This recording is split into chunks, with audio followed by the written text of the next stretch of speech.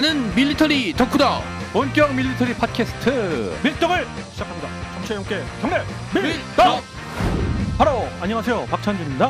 안녕하세요, 놀러온 남자 정명섭 정작입니다. 예 안녕하세요 플래툰의 홍희범입니다. 월간 플래툰의 이준규 기자입니다. 네, 이렇게 밀떡이 힘차게 시작됐습니다. 자, 밀떡 이번 시간은 좀 색다른 무기체계에 대해서 네. 한번 다뤄보겠는데요. 사실 우리가 간절히 원하던 무기체계가 하나 있었어요. 정말 간절히 원했죠. 네, 오랫동안. 그 공중 무기체계인데 이걸 그 소요 제기를 한 것은 거의 30년이 넘어가요. 80년대 넘어가죠. 중반부터 그렇게 사달라고 했는데 네, 그 최근에 손에 넣게 되었죠. 바로 뭐냐면 공중 급육입니다. 공중 급육을 우리가 그 결국 들여왔고 올해 안에 최종 4대, 그러니까 작년에 전부 다 들어왔죠. 네 대가 다 들어왔어요. 4대가 다 들어와서 그 실전 배치 선언을 한 것은 아마 올해 할 것입니다. 근데 아직은 안 하고 있는데 네. 그것은 뭐 여러 가지 작전 단계까지 올라와야 되니까 그 부분이 이제 좀 남아 있는 거죠. 이제 그 단계인데 네. 이제 요번에 그 우한 폐렴, 그러니까 네. 코로나19라고 그렇죠. 알려졌죠. 코로나19로 코로나19로 이제 이름이 명칭이 확정됐는데, 바뀌었는데 코로나19를 관련해 가지고 이제 뭐 우리 전 세계를 띄울 때 그 하나의 후보로 혹시 급유기도 이런 또 얘기는 얘기 있었죠. 있었죠. 네네. 왜냐하면 그 급유 우리가 들여온 그 급유기는 굉장한 그 능력을 갖고 있고 그리고 급유기 자체들이 뭐 나중에 이제 그 이 기자님이 그 역사에 대해서 말씀 주시겠지만 결국은 수송기 배를 베이스로 하는 것이 가장 적합하다는 생각에서 요즘은 이제 최신형은 전부 수송기죠. 수송기는 여객기 다 그렇죠. 그렇죠. 예. 그러니까 수송기, 여객기 그런 걸 버전이, 베이스로 네. 만들었기 때문에 물자나 인원을 수송할 수도 있어요. 그렇기 때문에 우리가 그런 생각도 한번 해봤는데 네. 이 기회에 이제 급유기에 대해서 우리가 한번 잘 생각해보는 또 이야기해보는. 가장 궁금한 게 최초의 급유기는 언제 나왔을까라는 거죠. 그게 시도 자체는 굉장히 그렇죠. 오래전부터 시작됐어요. 20년대도 한번 한 적이 있어요. 네, 1920년대 미국이 DH4하고 근데 이게 앞에 프로펠러가 있으면 이거 잘못 호스 그게 바로 갈려 나가는 거 가장 아니에요? 문제였죠. 그렇죠. 그게 가장 문제여서 네.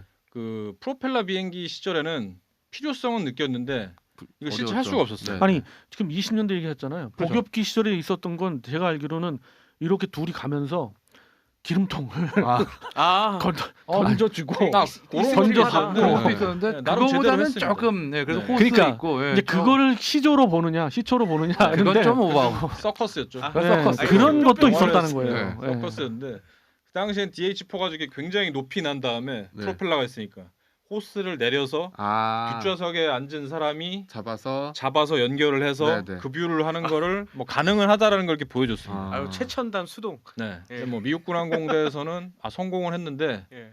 현실에선 좀 뭐랄까 위험할 수 좀 있다. 실전적이지 못하다. 네. 그렇죠. 그래서 사실상 그거는 뭐 못했고 확실히 듣기만 해도 유용하진 못하네요. 예. 그래서 결국 뭐 2차 대전 때도 시도는 많이 했어요. 했는데 이 전투기의 구조상 프로펠러가 앞에 전방에서 돌기 때문에 전투기에 한다는 거 아예 상상도 못했고 폭격기는 급유관을 날개- 또 이렇게 앞에다 빼야 되니까 네. 그렇게 되자면 또 이게 상당히 그 조종도 힘들고 음. 그러니까 이제 영국 공군 같은 경우 이제 폭격기로 좀 테스트는 해봤는데 이게 역시 또 당시 기술 문제상 쉽지가 그렇죠. 않더라. 네. 그렇죠. 네. 그리고 또 그때만 해도 일단 급한 거는 폭격기하고 전투기를 빨리 만드는 거다 보니까 네.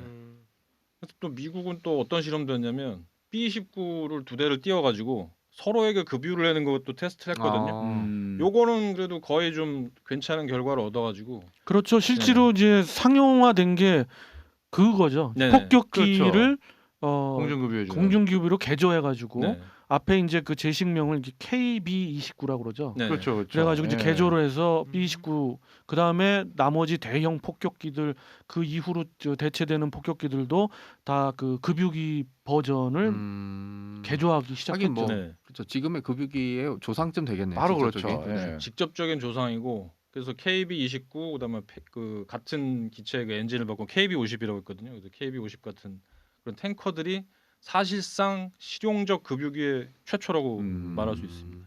급유기의 시조세. 그렇죠. 네. 거기다가 또 한국이 또 그 급유기에서도 굉장히 관련이 깊은 게 최초의 실전 급유 비행이 한국전 때 이루어집니다.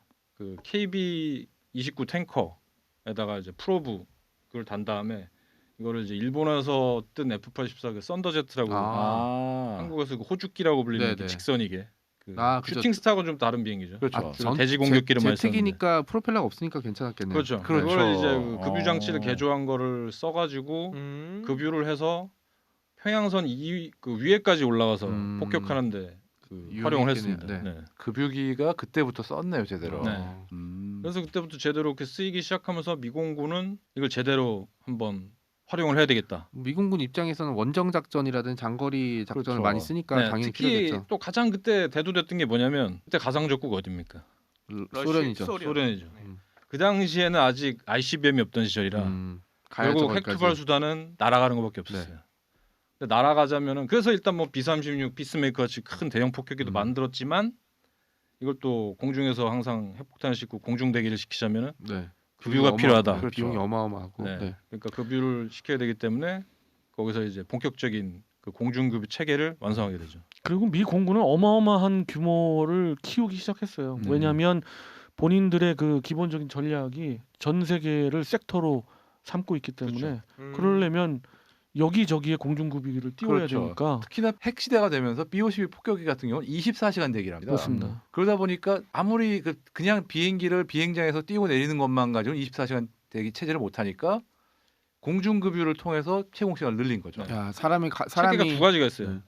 기지에서 이제 바로 추격 대기 하는 거고 그다음 음. 미공군은 항상 띄워놓습니다. 공중 대기. 그죠. 할 줄은 언제 공격당할지 모르니까. 네. 그렇죠. 공중 대기를 해서 공격 있으면 바로 이제 보복 공격을 할 수 있게 그걸 꼭 이렇게 세이브를 해놓죠.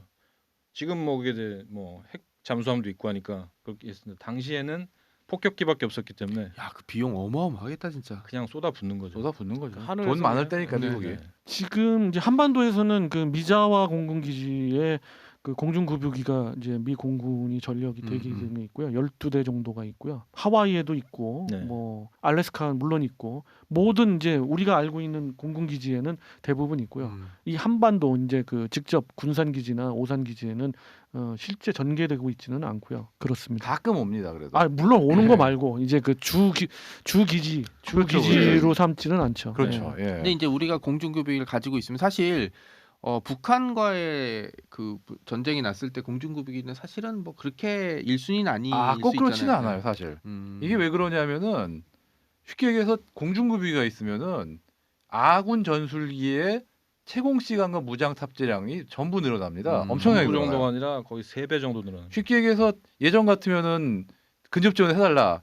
그러면 그때마다 아군기가 기상에서 떠서 간 다음에 또 연료도 또 들어오고 그랬잖아요. 근데 네. 지금 같은 경우는 계속 떠 있을 수가 있는 거예요. 게다가 제공을 지금은 하다가, 네. 옛날 같이 폭격을 한번 하면 뭐 옛날 같으면 뭐 하나 맞추려면은 거의 갖고 있는 폭탄 다 퍼부어졌잖아요. 그렇죠. 네. 근데 지금은 JDM이나 KGB 같은 게 있으니까 많이 싣고 있으면은 그만큼 오래 떠서도 오래 뜨는 만큼의 그걸 할 수 있는 거예요. 폭탄 10개가 있으면 표적 10개를 부술 수가 있습니다. 뭐 250갤런, 뭐 500갤런, 600갤런 이런 그 연료 탱크들을 탑재하지 않고 네. 그 거기다가 무장을 한다 네. 그러면 얼마나 많은 일이겠어요. 그렇죠. 그러니까요. 제가 판단할 때는 3배는 좀 그렇고 2.5배 이상의 그 전력 상승은 있는데 문제는 물론 저 홍 편장님 말씀에 동감은 합니다만은 저는 또 정 작가님이 뭘 말씀하시려고 네네. 하는지 알겠어요. 그러니까 이것이 30년 동안 우리가 그 전력화를 못한 그런 이유기도 하죠. 그렇죠. 네. 예. 우선순위에서 밀리니까. 네. 그리고 사실 8, 90년대만 해도 이해는 되는 게 사실 그때만 해도 우리나라 정도의 짧은 종심에서는 어차피 아무리 공중급유를 받아서 채국 시간을 늘려도 한 번 출격하면 일단 한 번 폭격하면 다시 돌아왔어요. 그때 무유도 폭탄으로밖에 무장한 안 전투기면은 결국은 한 번 출격해서 목표 한두 개 폭격하고 나면은 아무리 연료가 많아도 돌아와야 되니까. 근데 지금은 얘기가 다르죠. 뭐 무장을 다 쓰면 돌아와야 되는 건 당시에 네. 한계였죠. 리턴 투 베이스. 네. 그러면 또 이 급유기들은 이제 방식이 크게 두 가지로 나누잖아요. 그 네네. 급유 방식이. 그런 것도 한번 말씀해 주시죠. 그거 방식이 딱 미 공군만 쓰는 방식과 그 외에 그 기타 군대가 쓰는 방식인데 플라잉붐하고 그 프로브 앤 드로그. 가장 쉬운 거는 프로브 앤 드로그거든요. 프로브 앤 그거는- 드로그. 예, 네. 맞아요. 그게 어떤 식이에요? 그 연료 탱크에다가 길게 이 호스를 단 다음에 음. 그거를 조종사가 그걸 보면서 직접 이 조이스가- 맞춰서 도킹하는. 네. 맞춰서 도킹해서 이 급유하는 방식. 지금 말씀하신 방식은 왜 쉽냐고 그러면은 급유기가 심지어 급유 전문 급유기가 아니라 일반 수송기라도 가능은 해요. 왜? 수송기뿐만 아니라 같은 그렇죠. 전투기끼리도 그렇죠. 가능하죠. 전투기에서 연료 탱크를 탑재하고 거기에 그 프로브가 있는 호스를 그 늘어뜨리면 네. 들어가 있는 그 기체가 가서 도킹만 하면 되거든요. 그러니까 쉽게 얘기해서 급유기가 호스를 쭉 늘리면은 그 받는 전투기가 알아서 거기서 맞춰줘야 되는 거예요. 네. 그러니까 급유기 쪽에서는 그냥 할- 일정한 할 고기가 일이 별로 없어요. 없어요. 네, 비행만 하면 되고. 좀 이렇게 야하지만 쉽게 얘기하면 꽂는 전투기는 이제 생각하면 되고 네. 네, 네, 이렇게 생각하면 알아서 돼요. 맞춘다. 네. 이렇게 생각하시고. 그리고 아무 또 수가 장- 있다. 그렇죠. 장점이 프로브앤드로그는 여러 대의 기체를 동시에 급유하기에 편해요. 그렇습니다. 그렇죠. 여러 개를 호스- 뽑으면 되니까. 그렇죠. 네. 그 러시아의 그 IL-78 네. 급유기는 그 프로벤드로그 방식인데 네 개, 오, 최대 네. 4대까지 그렇죠. 한 번에 네. 가능하죠. 뭐 실제로는 한 3개 정도가 이제 그 네, 맥시멈이라고 하는데 정말 진짜 급하면. 급하면 4개까지도 그렇죠. 할 수 있죠. 예. 이거 플라잉분 방식은 이제 미공군만 쓰는 건데 이게 이제 조작수가 직접 보면서 네. 갖다 꽂아주는 방식이죠. 그러니까 앞에 얘기한 방식은 이렇게 호스니까 이게 약간 신축성이 있고 네. 그다음에 이거는 긴 막대기 같은 긴 거죠. 막대가 이렇게 신축돼서 내려가서 직접 그 급유구에 꽂아주는 방식이죠. 요것도 이제 쉽게 설명드리면 네. 급유기가 남녀가 남자야. 바뀐 거네. 남녀가 바뀌는 거야. 프로브앤드로그는 남녀가 네. 바뀐 거네. 야, 또 이걸 또 이렇게 암수가 있고 거기 급유를 아 한다. 그러니까 유럽 네. 전투기들은 이렇게 약간 그 연료 공급대 같은 게 기수 앞에서 이렇게 딱 튀어나오거나 아예 네, 그래서 고정돼 라팔 있어서 같은 그렇죠. 경우 아니면 네네. 고정돼 있는 경우도 있고 네네. 그리고 이제 미해군기 같은 경우도 이렇게 앞에 보이게 그 하는 네네. 방식들이 많습니다. 그래서 아니면 인트로도- 그 네, 슈퍼호넷 같은 아, 경우 그렇죠. 또 아, 예. 호넷이나 이런 것들은 앞에서 그렇죠. 네, 이게 그 감춰졌다가 감춰졌다가 이렇게 네, 턱 튀어나오기도 나와요. 하고. 튀어나와요. 예. 약간 그것도 뭐야? 이게 근데 여기서 중요한 게 자극하네요. 여기서 또 얘기할 수 있는 게 왜 그러면 미 공군은만 다른 방식을 뭐 쓴 거죠. 플라이붐을 쓰나요? 미공군만 이렇게 쓰는 방식이 그 이유가 있습니다. 이게 급유가 속도가 빨라요. 속도가 빠르고 그 미공군은 또 대형기들이 많기 때문에 그렇죠. 폭격기나 폭격기. 이런 뭐 장거리 기체들이 비행하는 기체들이 많기 때문에 이거 급유할 때 아주 좋고 거기다 이게 사실 또 조종사 스트레스는 이쪽이 훨씬 더 적습니다. 그렇죠. 그렇죠. 그냥 네, 맞추면 알아서 이렇게 되니까. 맞춰줘서 딱 그 하기 때문에 이런 등- 뭐 장시간 비행 미공군 전투기 등짝에 그 이상한 기호 같은 게 있어서 사실 그렇죠. 그게 뭔가 했더니 이제 연료고 뚜껑. 아. 그럼 뚜껑은 누가 열어주는 거예요? 뚜껑요? 뚜껑 뚜껑은 열어주는 거예요. 그냥- 주유소 가면 이렇게 자동 열어주는 열어주세요 거예요. 하면 이제 알아서 이제 아, 자동이겠죠 네. 사실. 당연히 자동이죠. 하늘을 나는 주유소니까요. 네, 네. 영수증만 안 끊어줄 맞습니다. 뿐이지. 미 공군은 그 대형 기체들을 네. 뭐 일단 수송기만 해도 여러 그 체급의 800대 이상을 운영하고 네. 있기 때문에 급유기 600대 이상 갖고 있는 그 급유기들이 전부 플라이붐 방식이고 플라이붐 방식을 하는 이유가 이제 말씀하신 그건데 근데 좀 차이는 있어요. 있죠. 대형 그 기체들은 실제로 그 급유 속도가 굉장히 빨라요. 그렇죠. 일단 프로벤드로그보다 최대 6배도 빠르다. 그렇죠. 엄청 빠르죠. 그러나 전투기 부분은 그 정도까지는 빠르지가 않는 그렇죠. 게 아무래도. 약간 빠르더라고요. 약간이 한 2.5배 빠르다고 하더라고요. 예. 엄청 싸주네요. 예. 아. 근데 그리고 여기 왜 미군이 19 딱 삐삐 왜 그 방식 쓰는지 좀 알아요. 왜냐면 납치된 항공기에 거기로 특공대를 보내야 되거든요. 그렇죠. 그러다가 부러져서 그 급유기 네. 터지고 스티븐 시갈은 죽고. 많은 영화에서 나왔죠. 스티븐 시갈 영화도 그거는 이제 몰래 한 거고 에어포스 원에도 에어포스 나왔습니다. 원에서는 그렇죠. 거기로 KC-10이 들어가죠. 나오다가 그냥 터져버리죠. 네. 그래서 제가 슈퍼 호넷을 말씀드렸지만 특이하게 미 해군은 그럼 왜 플라이붐을 안 쓰고 프로벤드로그를 쓰느냐? 그 미 해군은 좀 네. 다르죠. 항공모함에서 전개를 하기 때문에 그렇죠. 대형 급유기를 대형 그렇죠. 급유기가 거기서 예. 뭐 이착륙을 할 수 없기 때문에 그렇습니다. 결국 그래서 미 해군과 해병대들은 그 방식을 안 쓰고 프로벤드로그 방식을 씁니다. 상대적으로 미 해군 기체도 좀 작을 거 아니에요. 그것도 그죠? 있죠. 네. 예. 아 그런 근데 것도 또 있고요. 재밌는 게 2001년 테러와의 전쟁 시작했을 때 그것 때문에 미 해군이 좀 애를 먹었어요. 아. 왜냐? 미 해군 항모 급유기는 숫자가 적고 용량이 적으니까 한계가 있는데 공군의 급유기들은 다 플라잉 붐이었기 때문에 맞아요. 급유를 그렇구나. 네. 해줄래야 못하니까. 그래서 영국의 급유기들이 총출동을 했어요. 아. 왜냐? 영국 급유기들은 다 프로벤드로그 방식이었으니까. 음. 그래서 지금은 그래서 미국도 그거에 대해서 이 단점을 느끼고 둘 다 가능한 기체를 그쵸. 개조하는 경우가 지금 저도 많습니다. 그 예. 생각했었어요. 대부분은 지금 KC-135도 그렇고 KC-10도 KC-135가 프로벤드로그까지는 안 간 걸로 알고 합니다. 있는데. 요즘 저는 KC10은 확실하게 하는데 네, KC135 뭐 R 같은 경우는 둘 다 달았습니다. 지금. R은 그게- 지금 퇴역을 거의 했는데 R도 그렇고 지금 KC10도 그 장비 달았고요. 뭐 KC10이야 당연히 달았죠. KC135도 달았고요. 대부분 달았어요. 네. 지금. 아 이제는 예. 그러면 이제 뭐 해군기를 갖다가 충분히 이제 그 미 공군에서 급유 그렇죠. 작전을 할 수가 별로 있겠네요. 많이 지원해주고 있습니다. 별로 진짜로. 좋아하진 않을 것 같은데 미 해군, 위공군도 뭐 그러면 일본만큼 우리가 들여온 그 기체 네. 그는 어떤 기체며 방식은 어떤가요? 방식인가요? 우리가 쓰는 기체도 지금 KC330 MRTT라고 에어버스에서 만든 그 A300 네. 그 A330. A330 기체를 가지고 그 개조한 기체인데 우리도 할 수 없이 플라잉 분 방식을 씁니다. 예. 왜냐 음, 갖고 있는 비행기가 대부분 플라잉 미국 비행기라. 아, 뭐 F-16도 네. 그렇고요. 그쵸. 그 F-15K도 그렇고 네. 35도 그렇고. F-35A도 역시 플라잉 붐 그렇죠. 방식이기 전부 뒤쪽에 있어서 이게 때문에 당연히 열리면은 그럴 수밖에 거기다 이제 없죠. 꽂아주는 방식이라 네. 플라잉 붐 방식을 쓰는데 KFX가 어떤 방식일까요? 뭐 플라잉 플라잉 붐이겠죠. 플라잉 붐으로 가야 되겠죠. 근데 또 지금 한국군에서도 프로브 앤 드로그 방식도 쓸 것이다라는 떡밥이 나온 게 F-35B이기 때문에 아. 해군용.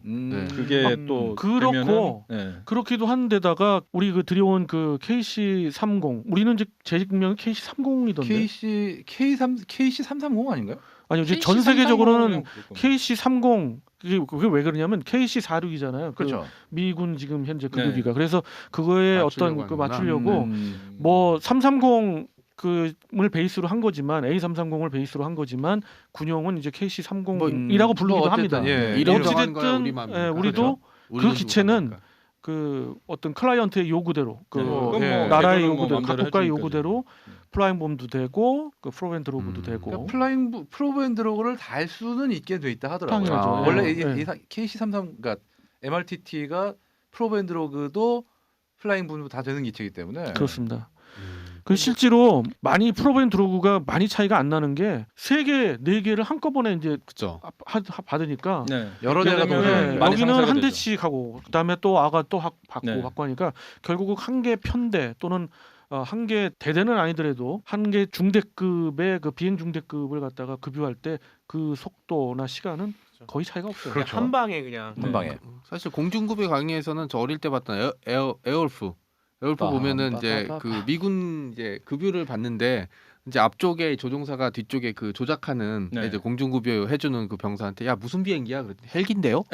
그랬더니 야이 미친, 야 술 좀 작작 먹어, 야 막 뭐 말이 돼? 막 이렇게 하는데 그 에어울프 특유의 그 비행음 있잖아요. 네. 딱 끝나고 야, 윙 하고 네. 지나가니까 제트기가 날아가는 소리가 네, 나죠. 헬기. 조종수들이 놀란 기억이. 저는 영화 제목은 기억이 안 나는데 우리 스티븐 시갈 형님이 나오자마자 돌아가신 아, 건데 네. 바로 그 영화 있습니다. 그- 파이널 디시전이었나? 예, 네. F117, F117이 공중급유를 받으려 하는데 이제 잘못돼가지고 예. 폭파하는. 그거는 사실 공중급유가 아니라 그냥 밑에 몰래 아, 그렇죠. 아 네. 그랬었나? 네, 아, 에어포스 그랬구나, 원이 그랬구나. 이제 급유를 받으면서 아, 그 맞다 급유 맞다. 통로로 이렇게 내려가는 아, 거였죠. 스티븐 시걸은 괜히 얘기했네. 그때 아닌 스티븐 걸로. 시걸이 감독한테 되게 밉상을 보여가지고 그랬다는 소문이 있어요. 아 진짜 나오자마자 죽은 건 난 처음 봤어. 그쵸. 그렇게 죽을 형이 아닌데. 그 형이 저는 그런 꼬리 형이 날개 붙어 있을 줄 알았어요. 그래서 그러니까. 그때 주인공들이 다 위기에 처했을 때 형 갑자기 왔다 막 이럴 줄 나와가지고. 알았는데 네. 되게 이제 네. 뭐 기차 같은 것도 죽은 줄 알았는데 알고 보니까 딱 음. 나와가지고 붙어서 가는 목은 내가 것처럼. 꺾을게 그러고 테러리스트 그렇죠. 목다 꺾고 막. 자 이제 급유기에 대해서 얘기를 하고 있는데 그럼 급유 현재 운영되고 있는 급유기들은 어떤 것들이 있나요? 아, 그것도 있는데요. 지금 급유기 성능에 대해서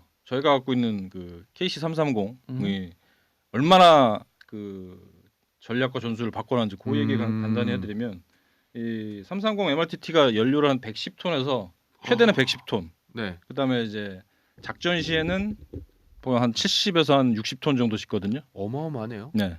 이렇게 요게 싣고서 요 능력이 네. 그 능력을 이상 가는 능력을 가진 거는 KC10밖에 없어요. 네. 뭐 160톤까지 이제 급유를 할 수 있는데 160톤. 예. 근데 그거는 세긴 하다. KC10은 그 나름의 그 어떤 그 대형 기체를 그쵸, 하기 네. 위해서 좀 전력황 네, 네. 느낌이 있거든요. 근데 이거는 이제 그 에어버스사에서 전 세계를 상대로 해서 만들었고 네. 경쟁기종인 KC46보다는 훨씬 능력에서 앞서죠. 한국도 그리고 KC46과 KC330 두 개를 그 음. 고민하다가 결국 330을 KC 했고요. 살려다 네. 완성부터 되고 나서. 그죠. 이게 얼마나 위력이 대단하냐면 KF16이 지금 그냥 전투 전비 생태로 그냥 뜨면은 독도 상공에서 10분 싸우고 네. 그 이어도에서 5분 싸울 수 있습니다. 네. 근데 KC330 뭐 뜨면은 F15K 같은 경우 또 한 독도 30분, 이어도 10분 보거든요. 독도 90분, 이어도 80분으로 늘어요. 그러니까 1시간 단위가 작전 시간 단위로 바뀐 거야. 그러니까 진짜 분 단위에서. 전투기를 배치하는 숫자를 늘린 효과를 가져온 그렇죠. 거네요. 그렇죠. 네. 그러니까 미사일 안 단다고 이거를 뭐 무시할 이게 아닙니다. 비약적으로 늘려주거든요. 한반도에서 작전기가 필요한 그 소요 대수를 보면 급유기가 없을 때 미 공군에서 파악하기로는 제가 이제 어느 그 분석집을 보니까 600대 보거든요. 네. 근데 우리가 진짜 실제 작전기가 600대 당연히 없잖아요. 없죠. 네. 지금 400대가 좀 넘고 있는데 이 공중 급유기가 있음으로 해서 300여 대만으로도 충분하다는 결과가 4대 들여온 게 그렇게 후덜덜한 것이죠. 그렇죠. 좀 더 사야겠네요. 좀 더 사야 사야 돼요, 돼요. 사실. 왜냐하면 네. 지금 바로 옆에 일본은 그 14대 그래서 제가 급유기면 14대 지금 스페인의 도입할 그 계획이에요. A400M이 네네. 들어온다 뭐 어쩔 때 차라리 급유기를 급유기를 더 사자. 네. 그거 사지 그럼- 말고. 그러면은 이 기자님은 우리나라에 적절하게 지금 필요한 급유기 숫자가 한 얼마 정도라고 생각하세요? 지금 교대 체제로 간다면 최소 6대는 있어야 된다. 6대. 최소. 네. 사실 이상적인 9대인 게 세대 그래야지 세대가 늘 작전할 네. 수 있어요. 네네. 최소한. 333. 그렇죠. 3-3으로 가야 되기 때문에 저는 6대 아니면 많을 때 필요하다면 9대. 네. 맥시멈 12대를 보는데 그 이유는 그 12개 비행대대가 전체 그 뭐랄까 장거리 그 투사를 하기 위한 작전. 그러니까 중국하고 저는 일본을 본 거예요. 중국과 일본이 그렇죠. 네. 동시에 교전할 수 있는 음. 가정하에 이제 그렇게 본 건데 그러려면 우리가 뭐 예산이나 뭐 많이 부족하겠죠. 그렇죠. 사실 영국까지만 해도 12대가 있지만 네. 뭐 물론 실제로 운영은 9대라 그래도 그거 가지고도 모자라가지고 쩔쩔쩔 매거든요. 그래서 사실은 그렇죠. 그런 판에 지금 4대면은 정말 일단 미 적어요, 적어. 공군을 예를 들면 지금 현재만 해도 460대 오우. 정도를 그러니까 운영합니다. 거의 전투기 10대에 한 대꼴이네요. 급유기 한 대꼴인데 그 꼴로 하면 우리도 40대 있어야 된다는 그렇죠. 얘기거든요. 아주- KC135만 417대. 예, 냉전이 한창일 때는 600대 이상을 운영하기도 했어요. 네. 자, 이 급유기 그 전 세계에서 지금 31개국이나 운영을 해요. 그렇죠. 뭐 한 대 갖고 있는 나라까지 다 합치면 싱가포르도 있어요. 그렇습니다. 싱가포르 당연히 있겠죠. 아르헨티나도 있고. 싱가포르는 정말 필요해요. 싱가포르는 특히나. 그렇죠. 섬나라니까. 네. 그렇기 때문에 우리가 급유기가 들어온 게 좀 늦었지만은 그렇죠. 우리에게 반드시 필요합니다. 육군 장성들이 늘 어떠한 논리와 가정을 들어서 급유기가 굳이 필요 없다 그러는데 이러한 혜택이 있다는 걸 오늘 이 기자님이 그렇죠. 소개를 해주셨어요. 우린 반드시 필요하고요. 될 그것- 수만 있다면 좀 더 늘리는 그것도 많이. 방향이 12대는 있어야 돼. 네, 못해도 좋을 것 같아요. 9대는 있어야 돼. 중국도 그렇습니다. 10대 갖고 있고 아. 일본이 14대입니다 지금. 네. 다 중국이야 들여오면. 뭐 어마어마한 영토를 갖고 영공을 방해해야 되기 때문에 걔들은 12대 뭐 열몇 대 당연히 모자르죠. 그렇죠. 더 있어야 되지요. 그러나 그럴 능력이 돈은 있으나 네. 걔들은 자체 개발해야 되잖아요. 그러니까는 지금 좀 러시아가 폭격기 안 판다고 그래가지고 네, 이제는- 발등에 불이 떨어졌습니다 중국. 그래서 중국이 보잉사나 에어버스사의 설계를 들여와가지고 자체 여객기를 자꾸 가열차게 만드는 이유 중에 하나 전략적인 그래서 이유 중에 지금 하나이기도 그 합니다. 방향 중에 하나가 지금 중국에서 나온 여객기가 있거든요. 지금 네. 상용화 시킨 게 있는데 아마 이거 개조한 버전이 나오지 않겠냐 지금 음. 그 추측이 큽니다. 네, 그 Y20이라고 네. 알고 있는데 아마 거의 이 개발 급유기 완료 버전으로. 단계인 것 네. 같습니다. 네. 자, 이렇게 이번 시간 급유기에 대해서 정말 여러 부분에 대해서 조금씩 건드려봤는데 사실은 이 급유기만 해도 얘기할 게 어마어마하게 많죠. 그렇죠. 그렇죠. 건드려 봤습니다. 예. 예, 근데 또 다음에 건드릴 기회가 분명히 있어요. 우리가. 예. 맞습니다. 나 한번 건드려줘봐. 느꼈어. 자, 이렇게 급유기에 대해서 한번 이야기해봤습니다. 네. 정치 여러분께 경례 밀떡!